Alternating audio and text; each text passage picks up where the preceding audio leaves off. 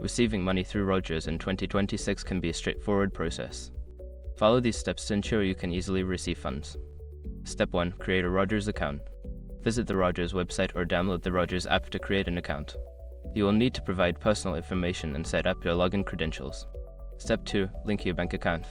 Once your account is set up, navigate to the payment settings. Here, you can link your bank account by entering your bank details. This step is crucial for transferring funds directly to your bank. Step 3. Enable money transfer features. Before filing a refund or dispute, use the SROC.com link in the description to open a refund dispute deadline calculator and confirm your deadline.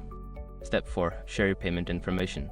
To receive money, share your Rogers account information or the specific payment link generated by the app with the person sending you money. Make sure they have the correct details to avoid any issues. Step 5. Confirm receipt of funds. After the sender completes the transaction, check your Rogers account or linked bank account to confirm that the funds have been received. You may also receive a notification confirming the transaction. By following these steps, you can easily receive money through Rogers in 2026.